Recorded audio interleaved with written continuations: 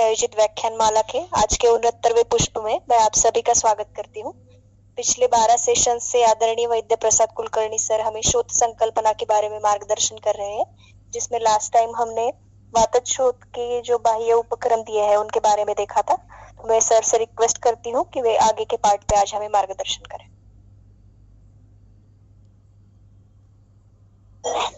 धन्यवाद।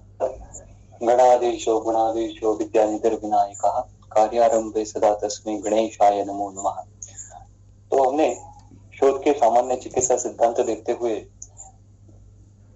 वातज शोध की चिकित्सा देखी थी और वातज शोध में जो बाह्य उपचार है वो भी देखे थे।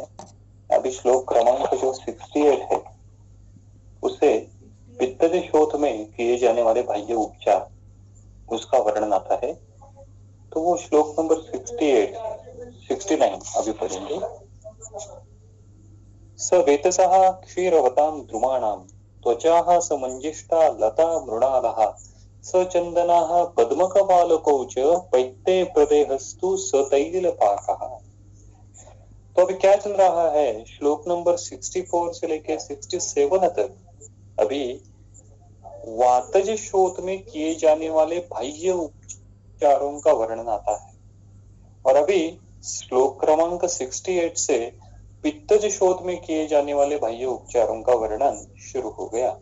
तो इसमें सबसे पहले श्लोक क्रमांक 68 में तैल प्रदेह का वर्णन है। पित्तज शोथ अगर है तो उसमें किस प्रकार का तैल प्रदेह किया जा सकता है, तो उसका वर्णन उसमें वो क्या कहते हैं, देखिए। सवेतसा समंजिष्टा लता मृणालः सचंदना वेतस। समंजिष्टा लता, मंजिष्ठा द्रव्य जो है उसकी लता का प्रयोग यहाँ पे है। समंजिष्टा लता मृणालः, समंजिष्टा लता मृणालः सचंदना, चंदन के साथ। और आगे उन्होंने कहा क्षीरवताम द्रुमाणाम त्वचाः। क्षीरवताम यानी क्या, तो क्षीरी द्रुम जो है, क्षीरी वृक्ष, वो क्षीरी वृक्ष के त्वचा, क्षीरी वृक्ष यानी कौन से जो टीका में दिए हैं वो क्षीरी द्रुमाः अश्वत्थादयाः। तो अश्वत्थ, प्लक्ष, इस प्रकार से जो नेग्रोदादि वर्ग जो है उस नेग्रोदादि वर्ग में से जो द्रव्य है उनका क्षीरी वृक्षों का द्रुमाणाम त्वचा, उनकी त्वचा का प्रयोग यहाँ पे करना है। उनके क्षीर का प्रयोग यहाँ पे नहीं बताया, उनके त्वचा का प्रयोग बताया। मंजिष्ठा का भी लता का प्रयोग बताया, समंजिष्ठा लता मृणाला। तो कौन सा प्रयोज्य अंग कौन से कल्प में उपयुक्त किया है वो भी एक महत्वपूर्ण बात है, वो भी चिंतनीय बात है। तो क्षीरवर्ताम द्रुमाणाम त्वचा पद्मक वालकौ च सतैलपाकः। और पद्मक और वालक इन सभी द्रव्यों का एकत्रित सतैल पाकः, उनका तैल पाक करते हुए सतैल पाकः प्रदेहातु पैत्ते प्रदेश प्रशस्ताः। तो हमको ये पता चला है कि इन सभी द्रव्यों का हमको तैल सिद्धि करना है, तैल पाक करना है। तो अगर तैल पाक अगर करना है तो उसमें से अभी एक द्रव्य जो है वो एक द्रव्य क्वाथ द्रव्य रहेगा। तो मंजिष्ठादि क्वाथ द्रव्य है, जैसे उन्होंने टीका में बताया है। देखिए कि मंजिष्ठादि क्वाथ द्रव्यों का प्रयोग यहाँ पे करना है और उन्हीं द्रव्यों का कल्क यहाँ पे यूज करना है। जैसे सवेतस क्षीरवता द्रुमाणाम त्वचा समंजिष्ठा लता मृणाला, इनका क्वाथ और इन्हीं द्रव्यों का कल्क, इससे वो तैल सिद्ध करना है। और उस तैल सिद्धि के जो लक्षण प्राप्त होते हैं वो आपको मालूम है कि घृत सिद्धि के लक्षण कौन से होते हैं और तैल सिद्धि के लक्षण कौन से होते हैं।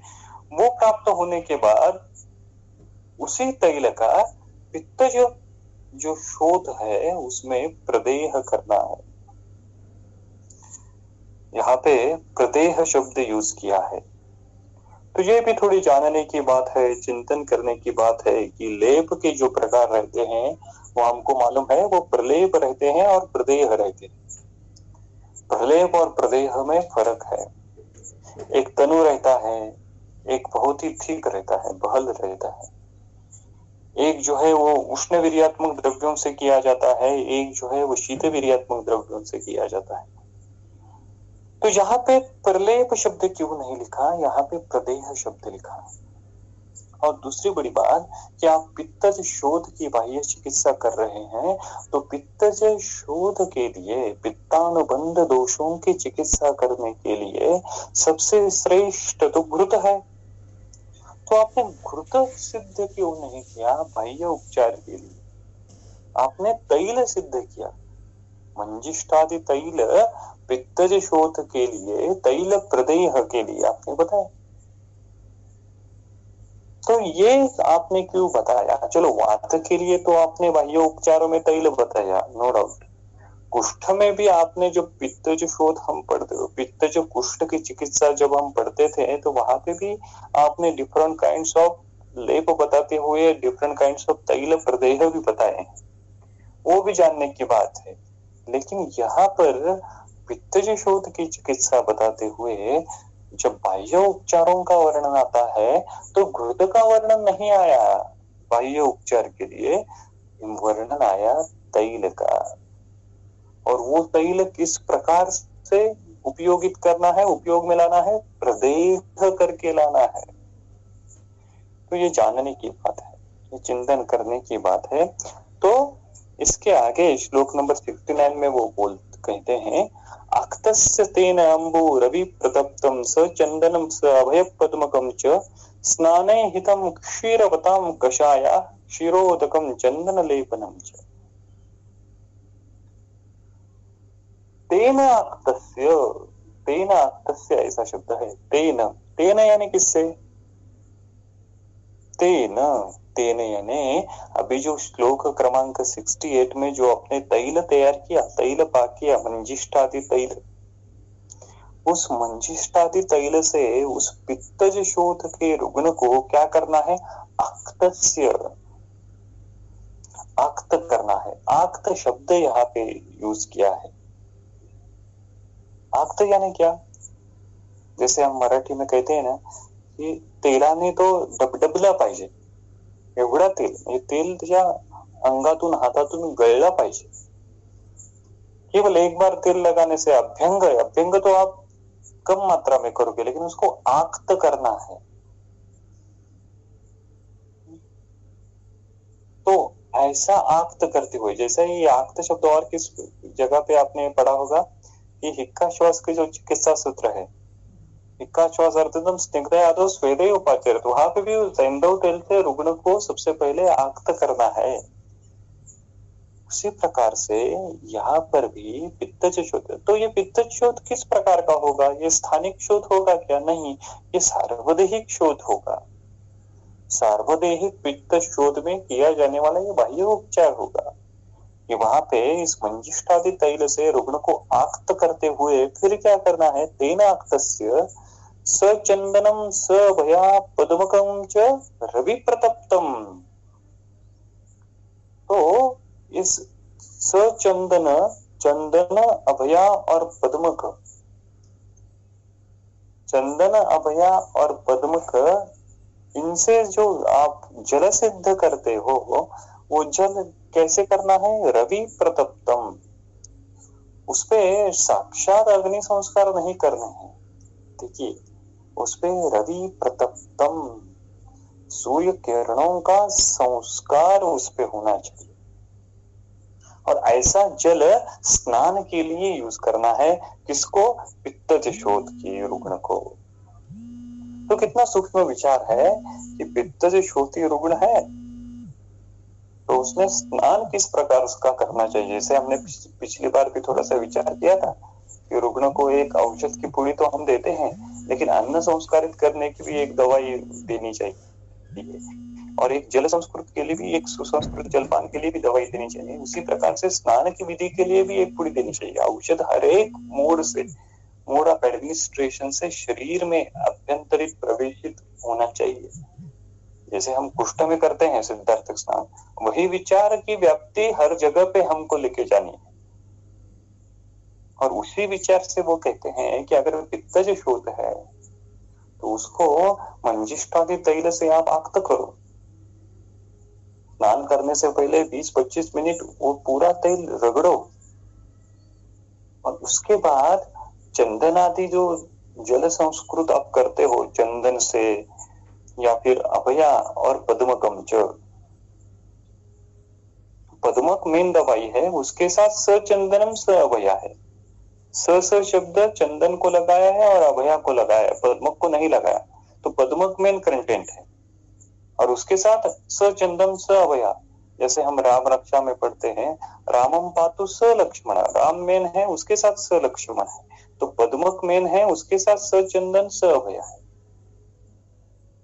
तो ऐसे पद्मक आदि गणों के द्रव्य जो है वो वहां पे ऐड करते हुए उस जल को सुसंस्कृत करते हुए, और वो जल कैसे करना है, रवि प्रतप्तम,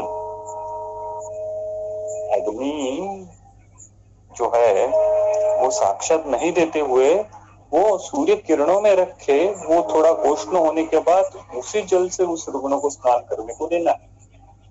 तो सूर्य किरणों का संस्कार यहाँ पे उस जल पे होना चाहिए। जैसे आज जो कोजागरी पूर्णिमा है, कोजागरी, तो कोजागरी पूर्णिमा है ना आज, कोजागिरी नहीं रहती, जैसे गगनगिरी महाराज जैसी कोजागिरी नहीं रहती, कोजागरी रहती। तो इस कोजागरी को क्या करते हैं हम, दूध पे चंद्र किरणों का संस्कार अपेक्षित है, दूध पित्त रेचक है, तो ऐसी जो दवाई है, वृद्धि दवाई है, उस पे रात भर जितना समय हो सके उस पर को चंद्र किरणों का प्रकाश, चंद्र का प्रकाश उस पे पड़ना चाहिए, तो उसका शीतलता गुण जो है वो और बढ़ता है। आजकल हम कोजागर के नाम पे वड़ा पाव खाते हैं, समोसा खाते हैं, अध्यशन करते हैं, अजीर्ण करते हैं और बाद में दूध पीते हैं बादाम युक्त, तो वो अजीर्ण हो जाएगा। वो उसके पीछे जो आरोग्य संस्कार है वो आरोग्य संस्कार नहीं रहेगा, तो वो अलग बातें छोड़ दीजिए। लेकिन यहाँ पे कि संस्कार क्या करना है, रवि प्रतप्तम, और उसको स्नान करने के लिए और भी ऑप्शन उन्होंने बताए, अंबु क्षीरवताम कषाया, जो क्षीरवताम द्रव्य जो है उनका कषाय तैयार करके, न्यग्रोदादि द्रव्यों का कषाय, वो भी आप स्नान के लिए इस पित्तज शोथ के रुग्ण को दे सकते हो। तो न्यग्रोदादि द्रव्यों की एक पूरी तैयार करो और जो आपकी बकेट है स्नान की पित्तज शोथ के रुग्ण की, उसमें वो डालने को कहो, कन्वीनियंट पे होगा। या फिर क्षीरोदकम, अब ये तो थोड़ा सा कॉस्टली हो जाएगा कि क्षीर और उदक ये एक साथ मिला के स्नाने हितम, स्नान के लिए यूज करो। अगर बहुत ही पैसे वाला रुग्ण है तो ऐसा आप कह सकते हो, नहीं तो न्यग्रोदादि द्रव्यों का जल संस्कृत कर से उसको स्नान के लिए कन्वीनियंट पे है। और उसके बाद क्या करना है, चंदन लेपनम च, स्नान करने के बाद पित्त शोथ को चंदन लेपन करना है। तो एक सीक्वेंस उन्होंने दिया है, मंजिष्ठादि तैल से आक्त करो, रवि प्रतप्त जल से स्नान करो और उसके बाद चंदन लेपन उन्होंने बताया। आगे श्लोक नंबर 70 में कफश शोथ में किए जाने वाले बाह्य उपचारों का वर्णन है। तो आप घर पर जब इसी श्लोक का फिर से पुनः चिंतन करोगे, विचार करोगे, तो फिर से एक बार आप उसकी टेबुलर फॉर्म एक बार बना के रखिए कि उस शोध में किए जाने वाले बाह्य उपचार भी कौन से कई बार पित्तज शोध स्थानिक रहेगा, तो इस स्थानिक शोध में भी हम इस प्रकार के उपचार कर सकते हैं, मंजिष्ठादि तैल वहां पे भी लगा सकते हैं, और न्यग्रोदादि कषाय की अवगाह स्वेद, परिषेक स्वेद उसका दे सकते हैं। ठीक, तो कफे तो कृष्णा सिकता पुराण पिण्या कशिग्रु त्वक उमा प्रलेपा कुलत्त शुंठी जलमूत्र सेक चंडागुरोभ्याम अनुलेपनम च। तो यहाँ पे देखिए कि दोष बदल गया तो प्रलेप के द्रव्य भी बदल गए। यहाँ पे कृष्णा यानी पिप्पली, सिकता मालू जो है उसका प्रयोग, मालू वृक्ष रहती है इसलिए तो आमवात में हम वालू का पुट्टली का ही प्रयोग करते हैं। उसी प्रकार से यहाँ प्रलेप के लिए वालू का, सिकता का प्रयोग करना है। ये मरुभूमि की वालू है, नदी के पास की वालू नहीं है। नदी के पास की जो वालू रहती है, वालू रहती है, उसमें भी थोड़ी सी स्निग्धता रहेगी, आर्द्रता रहेगी, लेकिन जो मरुदेश की सिकता है वो और रुक्ष रहेगी, रुक्षतर रहेगी, रुक्षतम रहेगी। तो उसका प्रयोग यहाँ पे अपेक्षित है। पुराण पिण्याक, पिण्याक यानी क्या, जो तिल की पेंट जो रहती है, वो तिल से अगर आप वहां का तैल निकालते हैं तो उसके बाद जो रुक्ष प्रधान जो द्रव्य रहेगा उसको पिण्याक कहते हैं। तो वो स्नेह भाव कम होने के कारण वो ज्यादा रुक्ष है। तो उसका प्रयोग, जो कृषि सेवा केंद्र रहते हैं, हर एक गांव में छोटे छोटे कृषि सेवा केंद्र रहते हैं जहाँ पे कृषि उद्योगी साहित्य की बिक्री होती है, वहां पे ये मिलता है। जो गाय रहती है, भैंस रहती है, उसके खाने के लिए इसका उपयोग किया जाता है। तो वो परचेस हो सकता है, वैद्य उसका प्रयोग कर सकता है, पुराण पिण्याक। तो उसका उपनाह के लिए हम प्रयोग किस प्रकार से कर सकते हैं, ये भी थोड़ा चिंतन करने की बात है। शिगुरुत्वक, शिगुरु का त्वचा, शिगुरु की त्वचा, उमा प्रलेप, उमा यानी अतसी, ये कॉमन ड्रग है। अतसी उपनाह हमने सबने यूज किया है। तो कफक का द्रव्य है, उष्ण द्रव्य है, तो इन्हीं सबका प्रलेप करना है कफज शोध में। पिप्पली सिकता पुराण पिण्याक शिगुरुत्वक उमा प्रलेप। और फिर उन्होंने परिषेक किन द्रव्यों का करना है वो भी बताया, परिषेक स्वेद भी बताया। कुलत्थ शुंठी जलमूत्र सेक, तो कुलत्थ शुंठी का क्वाथ और गोमूत्र का परिषेक, तो इस प्रकार का परिषेक आप कर सकते हो। और ये परिषेक करने के बाद अनुलेपनम के लिए कौन सी दवाई है, चंडा यानी चूरक, अगरु, इनका लेप करना है। इनसे उष्ण द्रव्यों का लेप यहाँ पे अपेक्षित है। यहाँ पे शब्द कौन सा यूज किया उन्होंने, अनुलेपनम। प्रलेप रहता है और दूसरा अनुलेपन रहता है।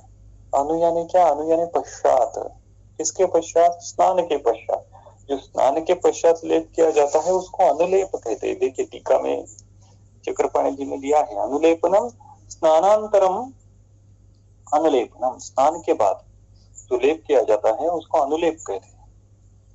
तो इन सिद्ध द्रव्य कुलत्थ शुंठी, इनसे जल सुसंस्कृत करके उससे भी स्नान करने को रुग्ण का कहना है।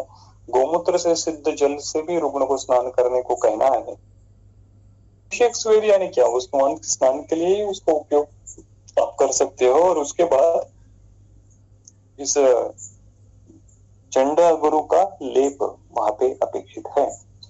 आगे देखिए श्लोक नंबर 71 में, विभीतकानां फलमध्यलेपः सर्वेषु दाह अर्तिहराः प्रदिष्टाः यष्टाः मुस्तैः सकपित्तपत्रैः स चन्दनैः तत्पीडकासु लेपः। तो और एक अवस्थिक उपचार, बाह्य उपचार उन्होंने बताया। क्या बताया उन्होंने, सर्वेषु, सर्वेषु शब्द है, सर्वेषु यानी क्या, सर्वेषु अनुक्त शब्द कौन सा है यहाँ पे, सर्वेषु शोथेषु, सभी प्रकार के शोथों में, सप्तमी वचन सर्वेषु। क्या करना है सर्वेषु, सभी प्रकार के शोथों में क्या करना है, विभीतकानां फलमध्यलेपः, विभीतक द्रव्य का प्रयोग। और विभीतक के कौन से प्रयोज्य अंग का प्रयोग, विभीतक की त्वक यूज करनी है क्या, विभीतक का पंचांग यूज करना है क्या, नहीं नहीं, विभीतकानां फलमध्यलेपः, विभीतक फल की मज्जा, मगज जो है, विभीतकानां फलमध्य, प्रिसाइजनेस। देखिए हम मार्केट में विभीतक चूर्ण का प्रयोग यूज करते हैं, लेकिन हमको मालूम रहता है क्या प्रयोग है, विभीतक फल का पूरा फल का वो चूर्ण है, या विभीतक के पर्ण का वो चूर्ण है, या विभीतक के पंचांग का, उस कंपनी को जो अवेलेबल होता है बल्क में, ज्यादा क्वांटिटी में, उसका वो चूर्ण बना के आपको देती है। और हमारा साइंस क्या कहता है, विभीतकानां फलमध्यलेपः, प्रिसाइजनेस आ गया। और विभीतक तो कोई रेयर ड्रग तो है नहीं, विभीतक की तो पेड़ जो रहते हैं वो प्रचुर मात्रा में है। तो ऐसे विभीतक को, ऐसे विभीतक फल का अगर आप संग्रह करते हो और उसकी अगर फलमज्जा जो है उसका प्रयोग कहाँ पे करना है? सर्वेषु विपीतकानां फलमध्यलेपः दाह अर्त्यहरा प्रदेश। देखिए प्रिसाइज अवस्था आ गई। वो लेप कहाँ पे करना है? दाह अर्तिहरा,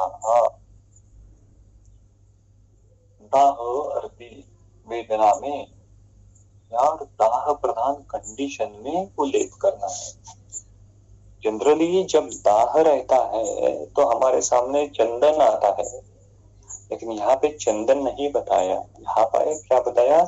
विभीतकानां फलमध्यलेप बताया। दाह जो है पित्तानुबंधी कंडीशन है, इसलिए इस विभीतक फलमध्य का जो मंचा का जो लेप करना है वो गोदूग्ध के साथ किया तो ज्यादा उसकी एफिकेसी बढ़ेगी। तो दिमाग में ये सवाल जरूर उत्पन्न होता है कि ऐसा प्रिसाइज योग यहाँ पे क्यों दिया कि सर्वेषु विभीतकानां फलमध्यलेपः दाह अर्तिहरा प्रदिष्टाः। सभी प्रकार के शोथों में दाह अर्ति युक्त अगर कंडीशन है, और ये बहुत कॉमन कंडीशन है, जो न्यूरोपैथी जैसी कंडीशन है, न्यूराइटिस जैसी कंडीशन है, वहां पे भी ऐसी दाह प्रधान कंडीशन होगी। पेरिफेरल न्यूरोपैथी जैसी कंडीशन है, डायबिटिक के बहुत सारे रुग्ण आएंगे, उनमें ये कंडीशन उत्पन्न होगी। जो अल्कोहलिक क्रोनिक रुग्ण है उनमें भी कई सालों के बाद ये कंडीशन उत्पन्न होगी। जो आजकल कन्वेंशनल प्रैक्टिस में विटामिन B12 डिफिशियंसी लेके रुग्ण आपके पास आएंगे और कहेंगे कि हमको न्यूरोपैथी डेवलप हो गई है, वो भी इस प्रकार की कंडीशन है। उसमें आपको हेतु सेवन जो है वो तो बंद करने ही है, उसमें आपको अभ्यंतर औषधि तो देनी ही है, लेकिन बाह्य उपचार में क्या प्रिसाइजली आपको ये श्लोक याद आना चाहिए, सर्वेषु दाह अर्तिहराः विपीतक फलमध्यलेपः प्रदिष्टाः। तो विपीतक हमको मालूम है, वाग्भट ने बताया है, वो केश्य द्रव्य है, यानी इसका जो एक्शन है, उसकी जो एक्शन है वो मज्जा धातु पे है। चंदन नो डाउट रक्त प्रसादक है, लेकिन चंदन से ज्यादा विपीतकी फलमध्य लेप जो है, फलमज्जा जो है वो मज्जागामी है। दाह ये कंडीशन पित्त से तो होती है, लेकिन पित्त के साथ साथ उसमें मज्जा की भी इन्वॉल्वमेंट रहती है। तो दाह प्रधान जो कंडीशन है वो पित्त और मज्जा दोष इनकी सम्मूर्छना से ज्यादातर उत्पन्न होती है, और उस कंडीशन में पित्तग्न और मज्जा को प्रसादन करने वाली दवाई कार्यकारी है। इसलिए यहाँ पे विपीतकी का प्रयोग, विपीतकी फलमध्य लेप का प्रयोग उन्होंने बताया। उसी प्रकार से रौप्य भस्म का, सुवर्ण मक्षिक भस्म का जो पित्त पे भी काम करती है, और जो मज्जा धातु है उस मज्जा धातु को भी प्रसादन करती है। उन दवाइयों का भी आप प्रयोग कर सकते हो, उपयोग कर सकते हो। तो विपीतकी कषाय कटुषित है, हमको मालूम है, तो वो कषाय रस से और अपने वीर्य से, शीत वीर्य से पित्तग्न कार्य अच्छे प्रकार से करती है। तो सर्वेषु दाह अर्तिहराः विपीतकानां फलमध्यलेपः प्रदिष्टाः, ये कंडीशन हो गई। आगे क्या बताया उन्होंने? तत्पीडकासु, तत्पीडकासु, अतः तत्पीडकासु की टीका देखिए, तत्पीडकासु इति दाहादि युक्त पीडकासु। तो और एक प्रिसाइज कंडीशन आ गई, कंडीशन बदल गई। कौन सी कंडीशन आ गई? दाह युक्त पीड़का। ऐसा अगर इरप्शन विद बर्निंग सेंसेशन, ऐसा अगर है दाह युक्त पीड़का, तो ऐसी कंडीशन में क्या करना है? सकपित्त पत्रैः सचंदनैः यष्टाः मुस्तैः लेपा प्रशस्ताः। तो अगर दाह युक्त पीड़का है, पत्र, चंदन, यष्टि और मुस्ता, इनका लेप उन्होंने बताया। तो टिपिकल लेप है, तो ये थोड़ा सा ध्यान में रखने की बात है। दाह युक्त अगर पीड़का है तो उसका एक पित्तादि लेप बताया, और दाह अर्थिहर में विपीतक मज्जा का लेप उन्होंने बताया। आगे और एक विभिन्न प्रकार के लेप श्लोक नंबर 72 और 73 में उन्होंने बताए हैं। रास्ना रुषार्क त्रिफला विडंगम शिग्रुत्वचो मूषिक कर्णिका च निम्बार्जको व्याघ्र नखा सदुर्वाह सुवर चला तिक्त करोहिणी च। तो इनका भी लेप आप प्रयोग में ला सकते हैं। सकाकमाची बृहति सकुष्ठा पुनर्नवा चित्रक नागरे च उन्मर्दनम। तो इनका उन्मर्दन करना है, उद्वर्तन करना है। शोकेशु मूत्र पिष्टम शस्तम तथा मूलक तोयसे का। तो कफप्रधान में अगर कंडीशन है तो ऐसे जो कफग्न द्रव्य है उनका उद्वर्तन करके मूत्र पिष्ट उद्वर्तन वहां पे प्रयोग है। और मूलक तोय से कहा, इनका परिचय मूलक तोय से कहा आप उस कफ प्रधान शोध में बाह्य उपचार के लिए आप कर सकते हैं। आगे श्लोक नंबर 74 में वो कहते हैं शोभास्तु गात्र अवयवाश्रिता ये ते स्थान दुष्या आकृतिनाम भेदात अनेक संख्या कतिचित तेषाम निदर्शनार्थ गदतो निबोध। क्या बताया उन्होंने? शोभास्तु गात्र अवयवाश्रिता ये शोभा, ये शोभा जो शोध ये शोभा गात्र अवयव आश्रिता। गात्र अवयव डिफरेंट काइंड्स ऑफ ऑर्गन में जो आश्रित होकर उत्पन्न होते हैं, ये शोभा गात्र अवयव आश्रिता ते स्थान दुष्य आकृतिनाम भेदात अनेक संख्या। उन शोधों के स्थान से, दुष्य से, आकृति से, नाम भेद से अनेक प्रकार, अनेक संख्या हो जाती है। एक देशीय शोध का वर्णन तो चरक सूत्र स्थान के 18वें अध्याय में, त्रिशोधीय अध्याय में हमने पढ़ा है। उपजीविका और फिर गुल्म नाम का, अनाह नाम का शोध, उदर नाम का शोध, ये क्या है? वृद्धि नाम का शोध। ये एक देशीय शोध है। लेकिन इन एक देशीय शोध की संख्या हम कुछ बता नहीं सकते। क्यों नहीं बता सकते? क्योंकि ते स्थान दुष्य आकृतिना भेदात अनेक संख्या। शरीर में अवयव तो डिफरेंट है। शिरस्थ दोष जाएंगे, शिरस्थ शोध करेंगे। गलस्थ दोष जाएंगे, गल का शोध करेंगे। शोध अंतर में जाएंगे, अंतर का शोध करेंगे। शोध आमाशय में जाएंगे, आमाशय प्रदेश में शोध उत्पन्न करेंगे। स्थान दोषों ने बदल दिया। इसीलिए वो जो एक देशीय शोधों का वर्णन खत्म होता है तो चरक सूत्र स्थान का जो 18वां अध्याय है उसमें श्लोक नंबर 45 आता है। सएव कुपितः दोषः समुत्थान विशेषतः स्थानांतर्गत त्वचैव जनयति आमयान्। इसीलिए वो सूत्र वहां पे आता है कि शोध की विभिन्नत्व निर्देशित करने के लिए। इसलिए शोध असंख्य है। शोध केवल 5 ही नहीं, उनके भेद असंख्य हो सकते हैं। उच्छेद सामान्यत शोधा, और ये उच्छेद दोषों का उच्छेद विभिन्न स्थानों पे उत्पन्न हो सकता है। अब इसकी टीका देखिए। स्थानम गलादि दुष्या रक्तादयः आकृति आकारो दीर्घत्वादि नाम भेदस्तु शल्यादिषु विस्तरणे अपि कंठशालुक इत्यादिना लेशेन अभिहिताः। तो उसका बाहुल्य बहुत है, स्थान भेद से, दुष्य भेद से, आकृति भेद से, और इसीलिए शोध की संख्या असंख्य हो सकती है।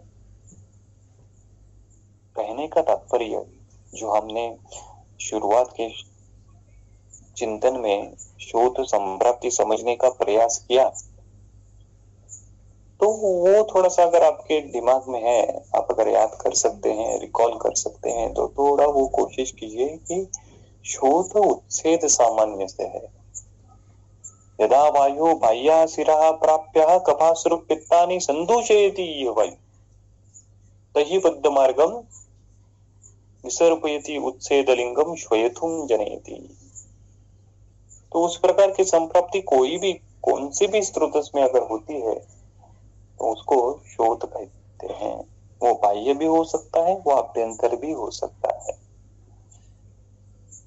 तो इसी संदर्भ में वो कहते हैं आगे श्लोक नंबर 74 की जो नीचे की 2 लाइन है उसमें वो कहते हैं तेषाम कतिचित निदर्शनार्थम गदता निबोधः। तेषाम, ऊपर क्या कहा कि एक देशीय शोध की संख्या असंख्य है, अनेक संख्या, तेषाम भेदात अनेक संख्या। तो तेषाम, वो अनेक संख्या होने वाले शोध में, तेषाम कतिचित, कतिचित यानी क्या, कुछ,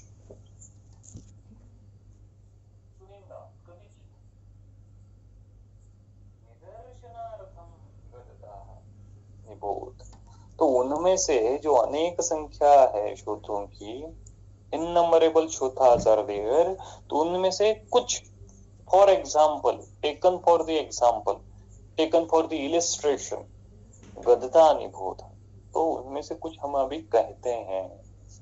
तो ये आचार्यों की वर्णन करने की शैली है, ये समझ में आनी चाहिए। विषय की व्याप्ति उन्होंने बता दी कि शोध की व्याप्ति किस प्रकार से हो सकती है, स्थान, दृश्य, आकृति नाम भेदात अनेक संख्या। हमने उसका लार्ज कैनवास आपके सामने रख दिया कि वो कैनवास इतना बड़ा है, ये चित्र इतना व्याप्त है, और हमें आगे जो वर्णन करने जा रहे हैं वो किस लिए है, कतिचित निदर्शनार्थम गतता निबोध।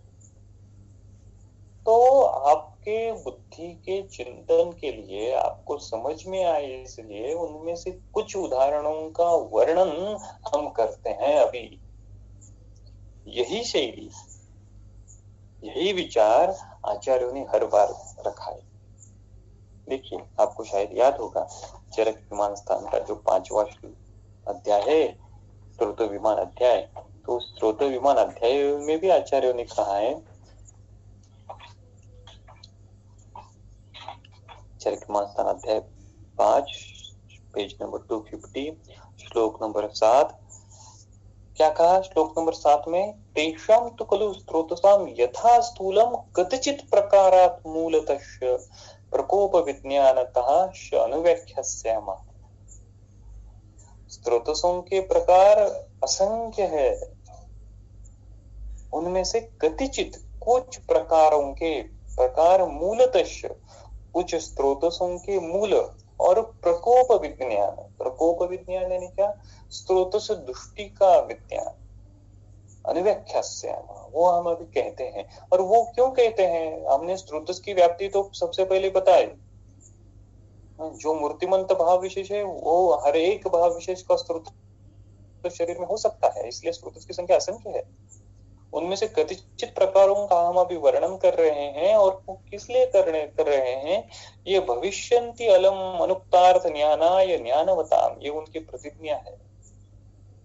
ये भविष्यन्ति अलम, अलम यानी इनफ, अनुक्तार्थ ज्ञानाय ज्ञानवताम, जो ज्ञानवताम है, इंटेलिजेंट वैद्य है, जो बुद्धिमान वैद्य है, उनके लिए अनुक्तों का चिंतन करने के लिए ये विषय सफिशिएंट है, ये उदाहरण सफिशिएंट है। तो ये सवाल तो बहुत ही, क्या कहें उसको, यूजलेस है कि स्रोतस की संख्या आचार्यों ने कितनी बताई। हम एमसीक्यू में सॉल्व करते हैं ना, चरक ने स्रोतस की संख्या कितनी बताई, 12 बताई, 13 बताई, 14, सुश्रुत ने कितनी बताई, वो ठीक है ओपीजी एंट्रेंस के लिए, लेकिन मूल गोल कंसेप्ट क्या है, स्रोतस असंख्य हो सकते हैं। आचार्यों ने उनमें से कतिचित प्रकारों का वर्णन हमारे सामने रखा है, और वो क्या कहते हैं कि भविष्यन्ति अलम अनुक्तार्थ ज्ञानाय ज्ञानवताम विज्ञानाय च अज्ञानवताम, और जो कुछ नहीं जानते उनके लिए तो वो विजडम है, उनके लिए तो वो नॉलेज है, लेकिन जो ज्ञानवताम है उनके लिए अनुक्तों का चिंतन करने के लिए ये बेस है, भविष्यन्ति अलम अनुक्तार्थ ज्ञानाय। तो आचार्यों की अपेक्षा यही है, हमने चिंतन के लिए आपको विषय दिए हैं, आपने उस विषय से अनुक्तों का चिंतन जारी रखना है, और अपना science today's physiology, today's pathology में अपडेट करना है।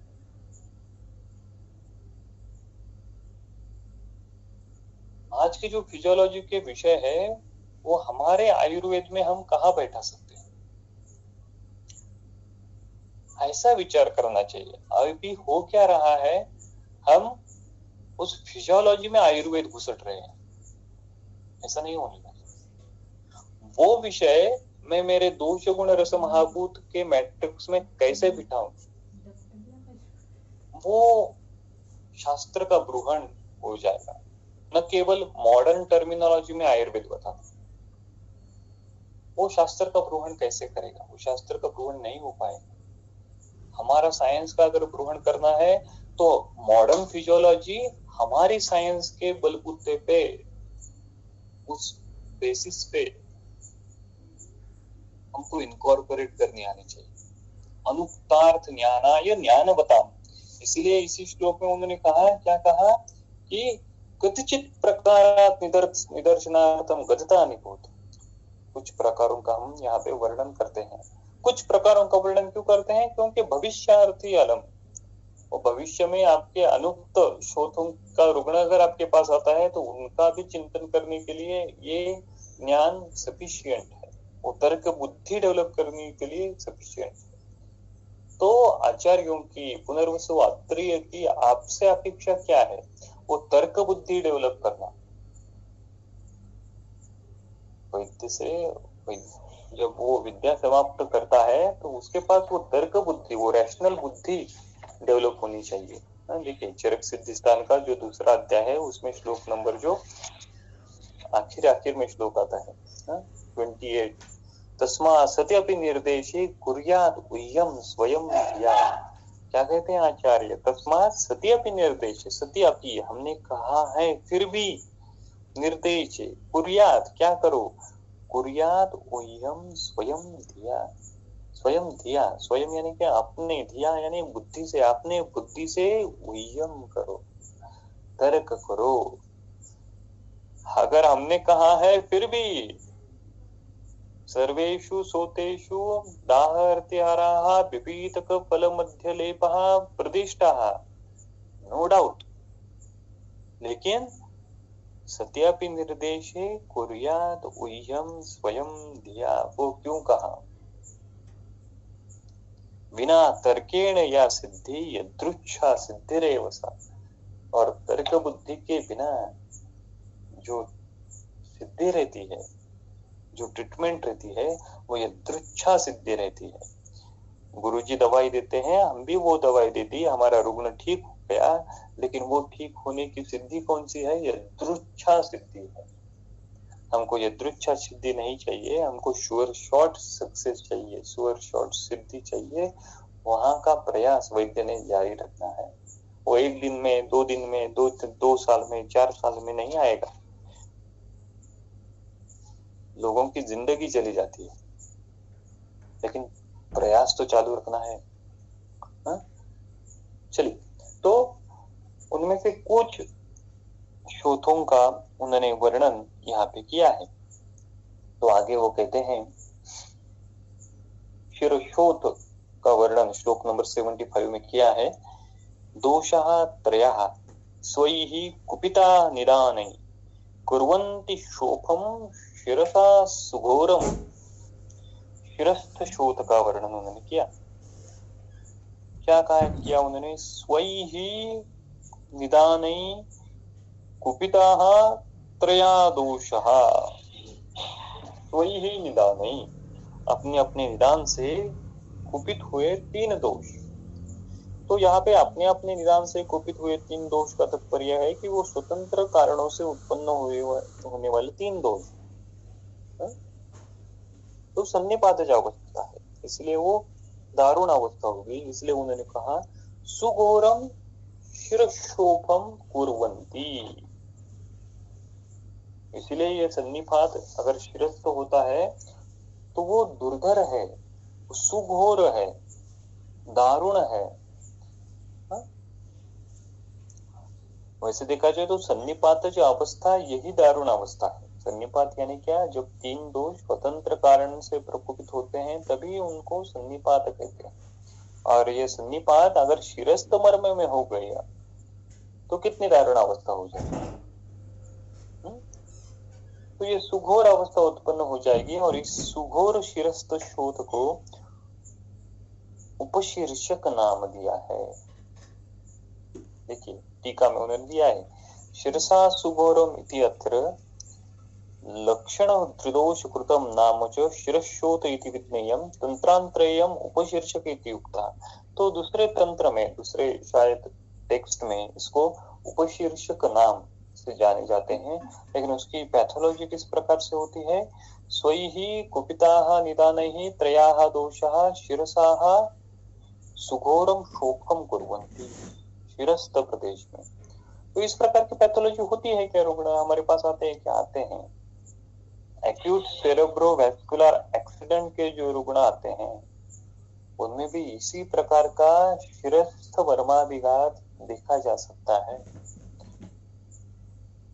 तो इन शिरस्थ मर्माभिघात दो प्रकार का रहता है, एक बाह्य मर्माभिघात और दूसरा जो है आभ्यंतर मर्माभिघात, दोषों के द्वारा किया जाने वाला।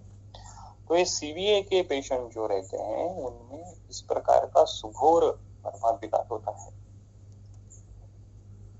वैसे देखा जाए तो शिरस्थ पैथोलॉजी जो होती है उनमें वात दोष और रक्त दोष ये प्रधान रहते हैं। इन्हीं दोषों की इन्वॉल्वमेंट तो होती है नो डाउट, लेकिन उनमें से भी वात और रक्त देखिए चरक सूत्र स्थान का जो कियंता शीर्षी अध्याय है,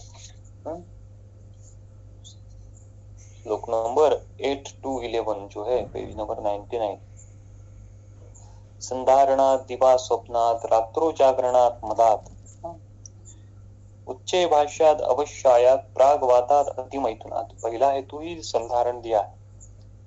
तो एक थोड़ा सा चिंतन इस प्रकार से, अगर हम सीवीए का विचार कर रहे हैं, पक्षाघात का विचार कर रहे हैं, तो इस प्रकार से भी हमारा थोड़ा चिंतन होना चाहिए कि जो पक्षाघात के रुग्ण आते हैं, जो सीवीए के रुग्ण हमारे पास आते हैं, तो उनमें से ये जो हेतु दिए हैं 8 से लेकर 10 तक, तो उनमें से कौन से हेतुओं का सेवन रुग्ण करता है? संधारण करने का हेतु रहता है क्या, या फिर रात्रि जागरण ये हेतु रहता है क्या? तो इस पे भी थोड़ा सा चिंतन होना चाहिए, इस पे भी थोड़ा सा अनुसंधान होना चाहिए।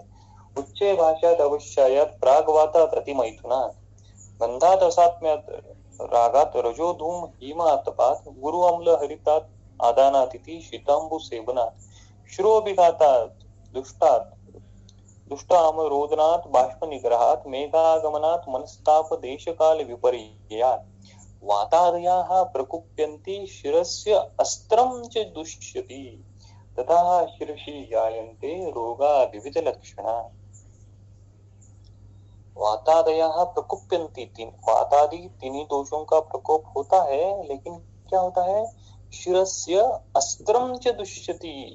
देखिए ये टिपिकल संप्राप्ति है। शिरस्य षष्ठी क्वेश्चन, शिरस्थ जो रक्तवाहिनी रहती है, रक्तवाही सिरा रहती है, जो रक्त धातु रहता है, उसकी दृष्टि होती है तभी शिरोरोग की उत्पत्ति होती है।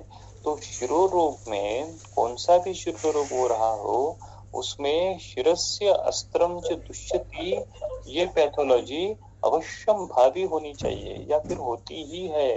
तथा शिरसि जायन्ते रोगः विविध लक्षणा। इसकी टीका में देखिए, अस्त्रम च आखिर की जो लाइन है उसमें अस्त्रम च प्रदुष्येति अभिधानात् सर्व शिरोरोगेषु रक्त दुष्टम दर्शयति, ये गोल्डन लाइन है। सभी प्रकार के शिरोरोगों में रक्त दुष्टि अवश्यम भावी होती है। तो जो शिरोरोग की आप चिकित्सा करोगे तो उसमें आपको रक्त दुष्टि का विचार अवश्य करना है। एक्यूट सेरेब्रोवैस्कुलर एक्सीडेंट में आपको शिरोदृष्टि प्रधान चिकित्सा वहां पे करनी है। यहाँ पे तीनों दोषों का प्रयोग जो हमने उपशीर्षक शोध शिरस्थ पढ़ रहे थे उसमें तीनों दोषों का प्रकोप तो है, लेकिन उसमें रक्त दुष्टि भी है। रक्त दुष्टि के बिना वो शिरस्थ शोध नहीं उत्पन्न होगा, वो शिरस्थ संप्राप्ति नहीं कार्यकारी हो सकती। इसीलिए जब आप शिरोरोग की चिकित्सा करते हैं तो उसमें रक्त दुष्टि का भी विचार आवश्यक है। आगे वो कहते हैं अंतर्गले गुरगुरिकान्वंतम च शालुकम उच्छ्वास निरोधकारी। अभी दूसरा एक गात्रावयव है, उसमें अगर शोथ उत्पन्न होता है तो कौन सी कंडीशन उत्पन्न होगी उसका वर्णन उन्होंने किया। अंतर्गले, अंतर्गला में अगर दोष संचित होकर उच्छेद उत्पन्न करते हैं तो गुरगुरिकान्वंतम, गुरगुराकार शब्द इस प्रकार से उत्पन्न होगा। तो टीका में दिया है उन्होंने, गुरगुरिकान्वितम इति गुरगुराकार शब्देन वेदनया वा युक्तम। उच्छ्वास निरोधकारी, तो श्वास लेने में तकलीफ हो जाती है, विस्निक हो जाता है रुग्ण, तो शालुकम, तो उसको शालुक नाम का शोध उन्होंने कहा है। तो देखिए कि स्थान बदल गया तो उसके लक्षणों में भी बदल आ गया, और इसी प्रकार से अनेक संख्या शोध की हो सकती है। आगे श्लोक नंबर 76 में वो कहते हैं, गलस्य संधो चिबुके गलेश सदाहरागा श्वसनासु च उग्रः शोको वृषार्थी तु बिडालिका स्यात् अन्यत् गले चेत वलीकृतयासा। क्या कहा उन्होंने, शोध कहाँ पे स्थान संस्कृत हो गया है अभी, गलस्य संधो चिबुके गलेच, ये वहां पे अगर दोष संचित होकर उच्छेद उत्पन्न करते हैं तो सदाहरागा श्वसनासु अग्रह, श्वसनासु जो उग्र, श्वसन लेने में वो डिफिकल्ट करता है। अभी श्वसनासु इति श्वासवह नाड़ीषु, तो श्वासवह नाड़ी में भी दोष संचित हो जाते हैं। और शोको पुरुषार्थीषु बिडालिका स्यात्, तो उसको बिडालिका इस प्रकार का नामाभिधान उन्होंने किया है। तो नामक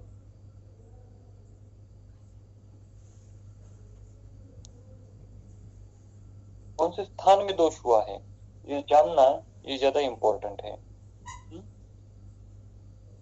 शोको पुरुषार्थीषु बिडालिका स्यात् हन्याद गले चेद वलीकृतयासा, तो उन्होंने और एक वहां पे कंडीशन क्लिनिकल दे दी कि वलीकृता सा हन्या, अगर वो शोध वलयाकार रहता है तब वो फैटल रहता है, वो रुग्ण को उसका प्रोग्नोसिस जो रहता है वो बैड रहता है। इस प्रकार से उन्होंने और एक क्लिनिकल कंडीशन वहां पे ऐड कर दी। आगे 77 में स्यात् तालुविद्रदि अपि दाहराकः पाकान्वितान् तालूनि सा त्रिदोषात् जिह्वोपरिदिष्टात् उपजीविका स्यात् कफात् अधस्तात् अधिजीविका च। तो तालुविद्रदि का वर्णन वहां पे किया है। वो तालुविद्रदि भी एक प्रकार से शोध है। तालुविद्रदि की चिकित्सा करनी है तो शोध की चिकित्सा करनी है, टॉन्सिलाइटिस की चिकित्सा करनी है तो शोध की चिकित्सा करनी है, पैलाइटल एब्सेस की चिकित्सा करनी है तो शोध की चिकित्सा करनी है। तो ये जानना है। तो तालुविद्रति अपि दाहराकपाकान्वितान् तालूनि सा त्रिदोषात् जिह्वोपरिदिष्टा उपजीविका से, तो उपजीविका है या फिर अधिजीविका है, अधिजीविका में हो सकता है, कपादस्तात् अधिजीविका च।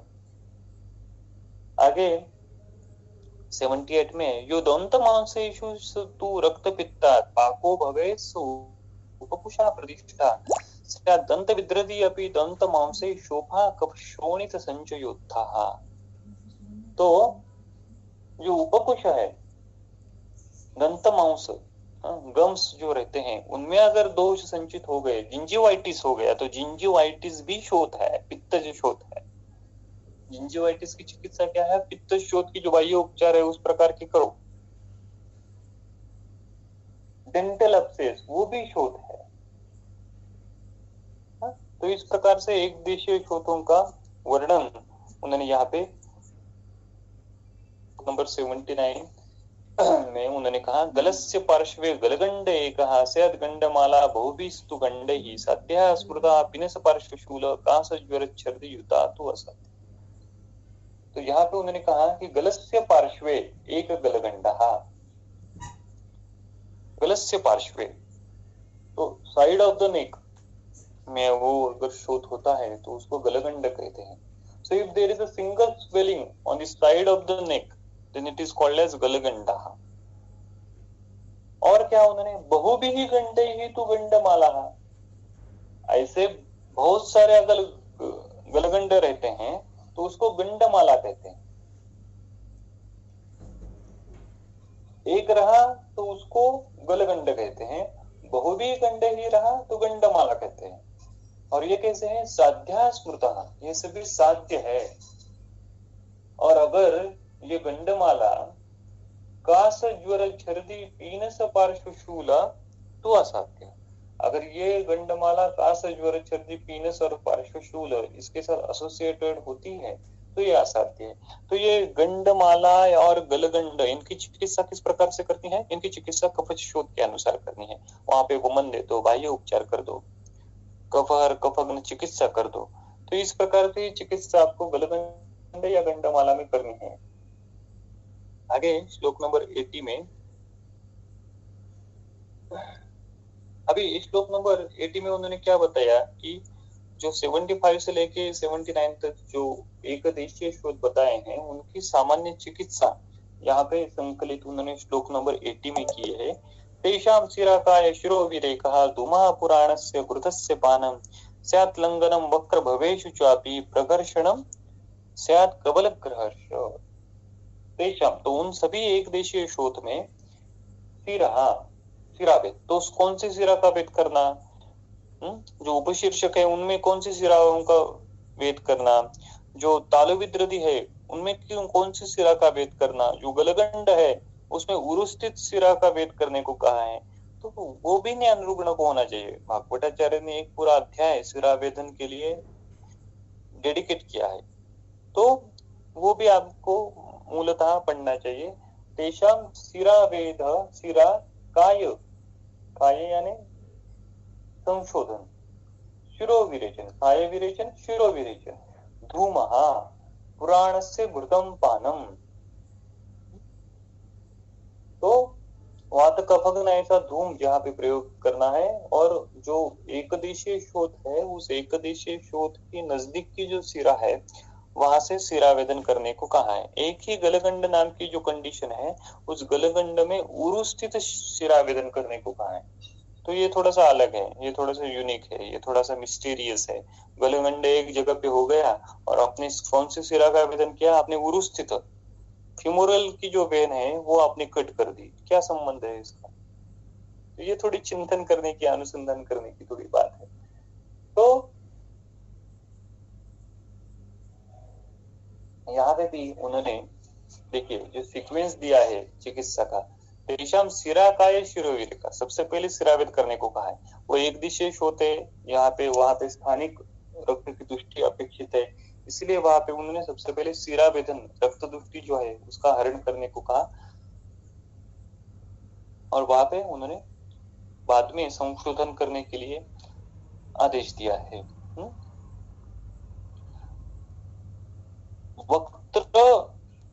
वक्र भवेषु च लंघनम प्रगर्शनम कबल ग्रह। अगर मुख पर अगर शोथ है तो उसमें लंघन प्रकर्षणम कबल ग्रह, कबल आदि उपचार भी वहां पे आप कर सकते हो। तो इस प्रकार से उन्होंने एकदेशीय शोध का वर्णन किया और उसका सामान्य चिकित्सा सूत्र भी उन्होंने बताया। आगे श्लोक नंबर 81 में, अंगदेशेषु अनिलादिभिः स्यात् स्वरूपधारे स्फुरणस्थिरापि ग्रंथि महामांस भवन्तु अनर्ति मेधोपवा स्निग्धतमश्चलस्य। तो अंग एकदेशेषु, एक देशीय अंग में अनिलादिभिः स्वरूपधारी, तो अनिलादिभिः स्वरूपधारी की देखिए टीका दी उन्होंने, स्वरूपधारी की थी। स्वरूपधारी थी वातेन वात लक्षणधारी, पित्तेन पित्त लक्षणधारी, कफेन कफ लक्षणधारी। उस दोष से एसोसिएट होने के बाद उस दोष का जो लक्षण दिखाती है वो। तो अंग एकदेशेषु, कोई भी एक अंग में अनिलादिभिः स्वरूपधारी स्यात् सिराभिः स्फुरणाः, तो सिरा से उत्पन्न जो ग्रंथि रहती है वो स्फुरण करती है। मांसभः ग्रंथिभः, अगर मांस से उत्पन्न होती है तो वो महान साइज में बड़ी रहती है। मेधोभः ग्रंथि, अगर मेध से वो उत्पन्न ग्रंथि रहती है वो अनर्ति, उसमें वेदना नहीं होती। स्निग्धतमः चलः, वो स्निग्धतम रहती है क्योंकि वो मेध से उत्पन्न होती है। और वो कैसी रहती है? चल रहती है। तो ये जो अंग एकदेशेषु सिरा ग्रंथि है, मांसज ग्रंथि है, मेधोज ग्रंथि है, वो भी एक देशीय शोध है और शोध के अनुसार उसकी चिकित्सा करनी। आपके पास लाइपोमा की चिकित्सा है क्या, आपके पास रिकरेंट अपसिस्ट की चिकित्सा है क्या, आपके पास न्यूरोफाइब्रोमा की चिकित्सा है क्या? नहीं, हमारे पास एक देशीय शोध की उससे सामान्य की चिकित्सा है। तो उसके अनुसार ही हमको उस एक देशीय शोध की चिकित्सा करनी है। तो अभी हम यहाँ पे ही रुकते हैं। इसके आगे का जो विषय है वो हम अगली बार उस पर चिंतन करेंगे। ठीक है, धन्यवाद।